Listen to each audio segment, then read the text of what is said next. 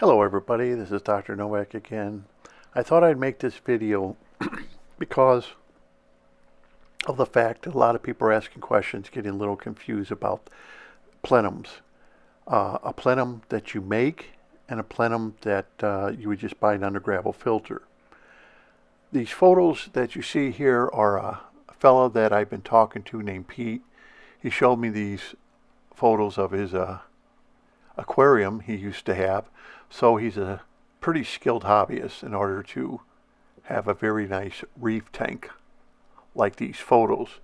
But now he is doing freshwater, and he's one of the people that been coming on my channel and watching all my videos. And I will show you pictures of his tank and the plenum that he made for it, and try to walk you through some of the stuff that he's done, and then maybe you can better understand it. If you watch my videos, there's two ways to make a plenum. One is through an undergravel filter, which you can buy from any of your aquarium stores, PetSmart, Petco, our aquarium store usually will sell them. And those are readily available for a specific size tank. You can buy them on Amazon, or, as I showed in my video, or you can make a plenum. Okay, now the difference between the two is that when you make a plenum, your tank will last for years and years. I've ran plenums and I've had tanks set up for close to 20 years without ever having to ever break them down. And that's the good thing about it. You don't have to break them down. Even if you have a planted aquarium, all you have to do is pull your plants out and make sure you clean everything with a gravel cleaner and go ahead and replant your plants in. You never have to really break down the tank. There's no worry that you're going to have a problem in the future of anaerobic conditions, because they will not occur if you're using a plenum or a slow-moving plenum. But this is where people are getting confused, I understand. Now, if you go out and you buy an undergravel filter and you put your substrate on top, you can put whatever you want, okay? The smaller your substrate, you may want to even put a screen mesh over the undergravel filter for very fine, so it doesn't get caught up in the slits or whatever. But I have found out that if you use an undergravel filter, and the slits are far and few between because there are different undergravel filters, as we all know. Some of them have slits all over the place, and you don't have to worry about anything. Others may have a slit, and then there'll be a spot that doesn't have a slit, and then it'll have a slit, and it may have ½ inch to inch where it does, and they're erratic, the slits are. So what I have found out, that if you do like they did back in the 60s and you run water through these undergravel filters very, very slowly, they will act as an anoxic filter. And that's what they did back in the 60s until things began to change.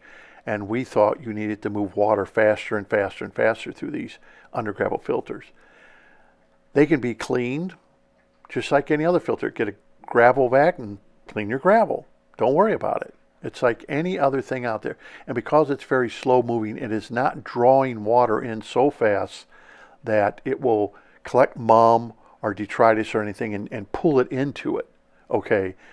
It's not going to be any different than any other filter that you have placed on the bottom, or substrate that you have placed on the bottom of your aquarium. Okay? So it's not going to be sucking in anything. So if you use these undergravel filters and you decide you're going to make a plenum, that's why I came up with the slow-moving undergravel filter. So if you have a big tank, let's say you had a 55-gallon tank, and you had two plates, if you could unify those two plates together, you only need one uplift. Because remember, you're not trying to move water very quickly. You're moving it slowly through there if you're using a plate. Because plates, because of their slits, sometimes will have problem of moving water through the substrate like it's supposed to. some of the undergravel filters are just full of slits in them. Like I show in some of my older videos, it was a black one, and all you do is have these little squares and you snap them together. That you don't have to worry about moving any water through, because that's going to do it on its own. Or if you want to build a plenum like you see in the photographs here, you don't have to worry about an uplift tube. It will move water in and out of your plenum at a very, very slow rate, and it will do the job it's supposed to do without an uplift. An uplift just helps move water through the filtration plates, your undergravel filter plates, a little easier, because not all manufacturer makes the plates exactly the same. So that's what I have found out. It's up to you. If you want to use a filter plate, I've had them connected up to my pumps, where basically the pump is pumping 98%, 99% of the water from the aquarium, and 1% of the water it's pumping from the undergravel filter plate, which is exchanging the water out of the plenum that you just made. And I've ran those for decades without ever having to tear down a tank or anything.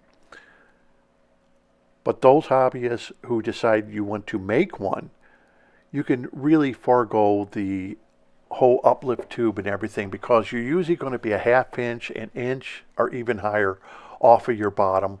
And you can cosmetically even hide it. It'll look like you have thicker substrate, but you don't. Now, I had an email of a person who did this. He made himself a plenum, and he gave me an email and said, I have a problem. Okay, and his problem is he's getting little turfs of algae growing all over a substrate. Okay, and he says, now I've set up a lot of tanks where I just put my gravel on the bottom. I've never had that. Now all of a sudden I'm getting little turfs of algae growing all over my substrate on top. I said, oh, okay. So I asked some questions. Did you fertilize your substrate? In other words, did you put anything in your substrate to change, anything? Did you do anything different with this aquarium than you did with your previous aquarium? I said, and water movement. Do you have enough water movement to move water throughout the tank? Plants like water movement. Apparently, I could see you probably don't have enough water movement to get the nutrients away from the very top of the substrate back into solution into your water column. Well, I got an email back, and he said, you're absolutely right. When I set it up, I put a bunch of fertilizer tablets in the substrate. I said, what you've done is you've just done a scientific experiment. You see now, compared to your other tanks, when you put those fertilizer tablets in, that water's moving in and out, and it's actually moving water out of there so slow, it's moving the fertilizer tablets, it's moving that fertilizer through the substrate very slowly, and now it's lingering on the bottom, and algae is taking over and growing on your bottom. Where when you did the same thing and you put your substrate directly on the bottom, you never had that problem, because the water wasn't moving in and out of the substrate, unless you had plants with heavy root systems that could move water through the substrate during photosynthesis. I said, so you just realize water is moving in and out of that plenum. And your algae is exactly telling you that, because it is now hovering all that real nice fertilizer from the fertilizer tablets lingering right on the top of your substrate. I said, I have never, ever had that happen with my substrate, where I've had water, where I've had algae growing on top of my substrate. Never had that with little turfs of algae. And I said, one, you realize you probably could have done without the fertilizer tablets, because if you use like laterite or something like that in the particular substrate, it's not going to really be like a fertilizer. It is a fertilizer because plants need iron, but it's not going to be the kind that will leach out into solution and cause havoc with your tanks like it is with his tank. So he realized what he had done. Okay, he said, all right, I'm going to have to get more water movement. I said, and you now have proven water is now moving in and out of your substrate the way it's supposed to. Very, very slowly, but it is moving. Where the other way, water was not moving. Okay, we all understand that. So that's exactly what you want to do. You don't need to put all kinds of fertilizer tablets in where the root systems are, because if you put a little squirt of fertilizer in your aquarium, you could be rest assured that that little squirt that you put in there to get to all your plants, like, you know, the bottles of stuff they sell on a aquarium co-op and stuff like that, they're fertilizer, you're going to be rest assured that that fertilizer that you're putting in your aquarium is also going to get into your substrate, and it will feed the roots of your plants. You are now guaranteed that. Because of this, and here's the good part you're not even thinking about, is the gravel really doesn't get tired.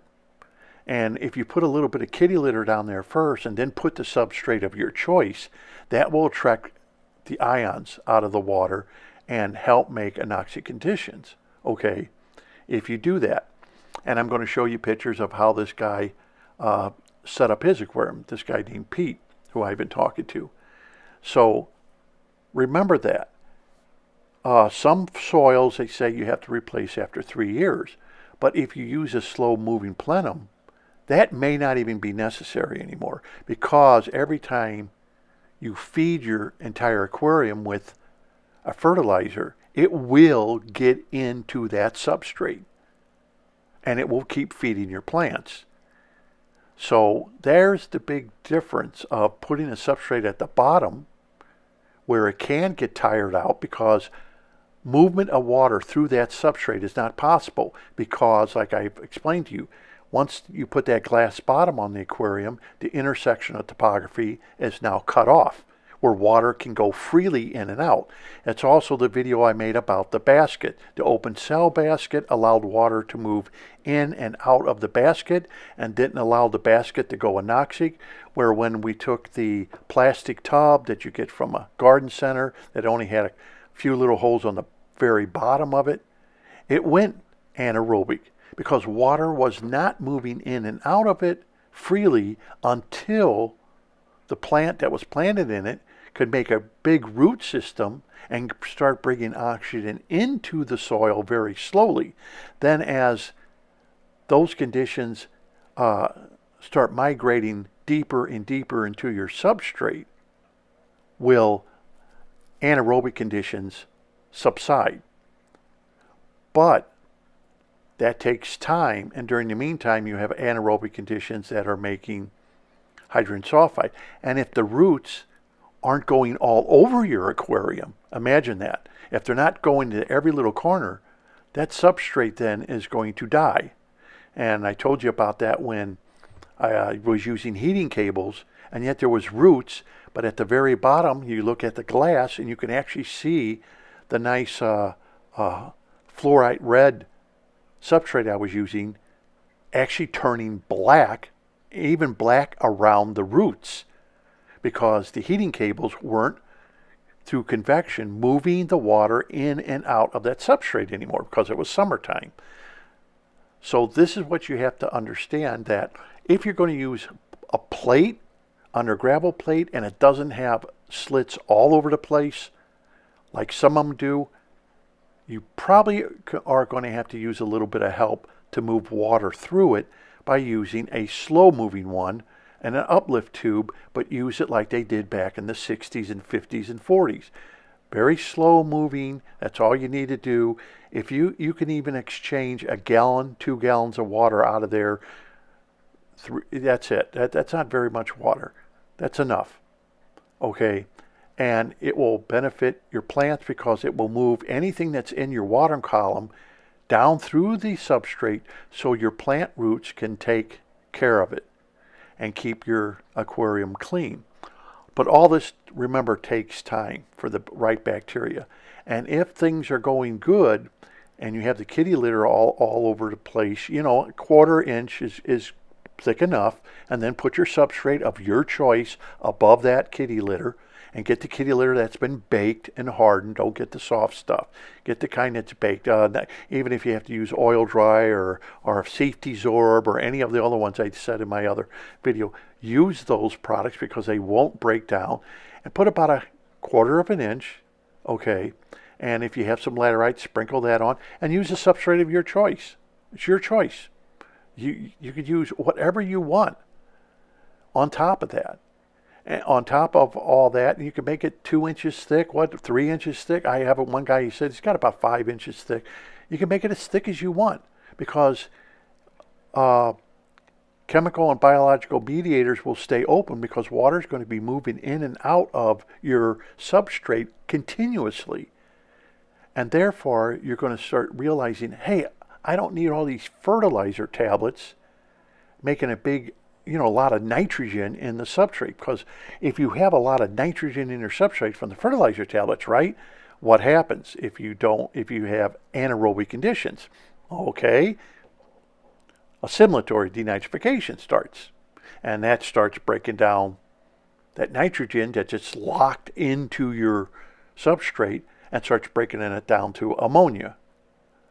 And then that ammonia has to be broken down into nitrates. And if your plants can't use that ammonia, you get these ammonia pockets in there, and that's what makes the bubbles that are hydrogen sulfide. So things you got to think about: if you're going to make a plenum and it's high off the bottom of the aquarium, you're going to make it yourself like the pictures show here, you don't really need an uplift tube. Okay, understand that. If you are going to use an undergravel filter, because it's easy to buy, it may fit your tank absolutely perfect, look at the filter and you have to determine, is there a lot of slits in there where water will move easily? If you feel it isn't, then you can use an uplift tube, you can use air, or you can connect it to your pump in some way, be kind of ingenious about it, and move the water very slowly and have your bulk water from your aquarium being sucked up by your filter. Doesn't matter what kind of filter it is, doesn't matter if it's canister hanging on the back, as long as at least 98 to 99% of the water is being sucked, because water is like electricity. It takes the path of least resistance. So that's why I say if you have a bubbler, if you see my tank and I have the bubbler going, even if you have a big tank and you decide you want to make a big plate on the bottom, or you want to buy your plates and you want to have if you can connect all the plates up together, you only need one bubbler wherever you want to position it. Okay. And you don't need a big, huge air pump to really send a lot of air through there, because all you're trying to do is move the water through there slowly and have it exchange with new water. Okay. So I hope that kind of clarified that up. It's up to the hobbyist to determine if you think the water is not going to move freely through there, then you may need to give it a little help, like good, better, best.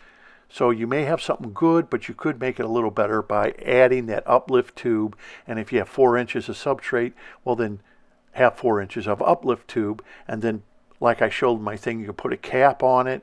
You can do it any way you want if you want to use a bubbler, because most people put bubblers in their tanks anyhow.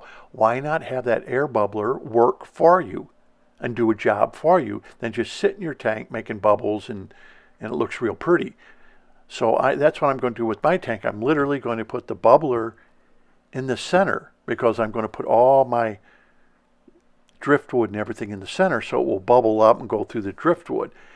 And that's a way you can do it. Now, if you're using CO2 and you're using a bubbler, well, you can turn it off. See, that's a good thing. Put it on a timer. Turn the pump off. Make sure the water won't backflow into your airline tubing. Turn it off during the day and pump CO2 into your tank. Then after the tank lights go out and you're not going to use CO2 anymore, have it on a timer where the bubbler comes back on and starts pumping water through your plenum. It's that simple. So you're still going to be exchanging water and bringing nutrients into where your plants are. And if you don't have a planted aquarium, of course, you're not going to worry about nutrients. You're not going to be squirting your water full of fertilizers anyhow. You're just going to be putting rocks, stones, driftwood. You're not worried about that. But then you're going to keep the bubbler going 24/7. Why stop it?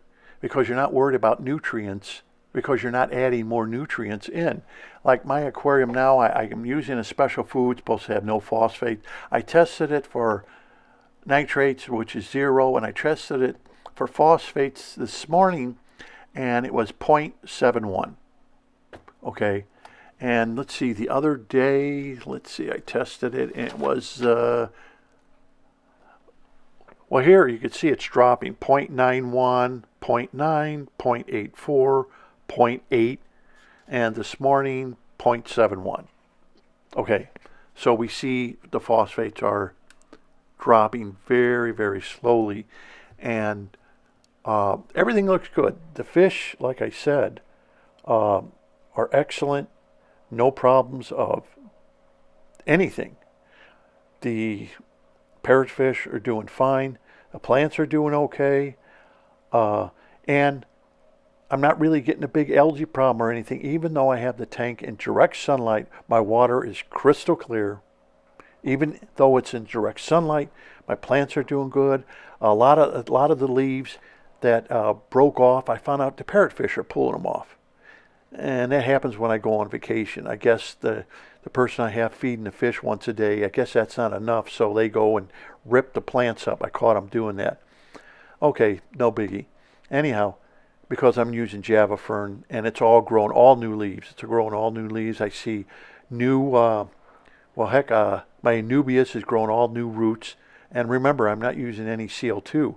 I can only imagine if I was using CO2, how much better this tank would be growing the Java fern and the Anubias. And I even see new leaves on the Anubias constantly. Anubias is constantly producing new leaves in this particular tank. And now I've had it at least 7 months, this tank, 6 to 7 months. I'm going to say this is pretty well broken in. So the maintenance is extremely low. The fish are extremely healthy. Otocinclus that I have, if anyone's from Florida, please give me a note if you have problems with these fish. I am having 0 problems with these fish. I was just told that in Florida they have a big problem with these fish. They don't live long because of the water here. That's what I was told. So if you're from Florida and you have these fish, tell me, yeah, I had a problem with them. They don't live very long. Mine are doing great. I bought 5 of them. They're just doing great. They got real nice fat bellies. They've been munching on what little algae is on the rocks and everything. They're a lot fatter and healthier than when I bought them. Okay, I'm just going to tell you that. When I bought them from Petco, these guys look real healthy and fat, and they look like they've grown. And none of them look like they're just ready to, keel over and die. So if you are from Florida, let me know how your fish are doing, and because I'd like to hear if you can't keep them very long. I'd like to hear that. If you've kept them for years and years, then I guess the girl at the Petco, she didn't know what she was talking about, or maybe they have a problem. I don't know. But anyhow, look at the photos here of what Pete did, and this may help you clarify a lot of your questions. Okay, and the guy's pretty ingenious of what he uses and the products he uses, and I'm going to be showing you it. And he made it real simple. He couldn't find an under-gravel filter. Now he's got a bigger tank. He's got an under-gravel filter, as you see in the pictures. And I told him maybe with that, because of the slits in it, you may want to add at least 1 uplift tube in any one of the 4 openings that you had, because he's blocked up all 4 openings. I said, and maybe a bubbler, or if you're going to use a pump or something like that, because it is an under-gravel filter plate. A little different than his other tanks he made. But he did see a big difference. He told me that he had an algae problem and in his aquarium, and I said, get everything let everything break in, give everything time. And all of a sudden, he said he made some little baskets to put on the side of the kitty litter and everything, biosynthesis clarification baskets, and you'll see them hanging on the side. Then he said all of a sudden one day he woke up, boom, algae was gone. He said it just disappeared. He don't know what happened. He said like overnight. He said there's no way he bought some algae eaters. And he said there's no way they could have eaten all that algae in one night. He said I can understand taking a few days, but he said what happened to the algae? But anyhow, I hope this kind of clarifies things. My next video, the reason I did this one and I postponed my other, is going to be on salt, because I was asked a question about salt and nitrates and salt with body slime. And I'm going to do a video on that. Something to learn that salt, I'll tell you this right off, salt and nitrates. Salt has nothing to do with nitrates. It's not going to do a darn thing with nitrates. In my video, though, I'm going to explain to you what salt does do. But if you're thinking that you're going to put salt in your tank to lessen nitrates, you're wasting your time. Okay, there's no scientific proof. There's nothing to even prove that nitrates are even affected by salt. Ask any hobbyist who has a saltwater tank. He'll tell you right off the bat, no, I got nitrates in my saltwater tank. Salt does not do anything with nitrates except cause more algae problems in our aquariums. So I'm going to do a video on that and explain to you what salt really will do and help you, and the cautions you have to take with salt with freshwater fish. Okay, until next time, this is Dr. Novak. Happy fish keeping.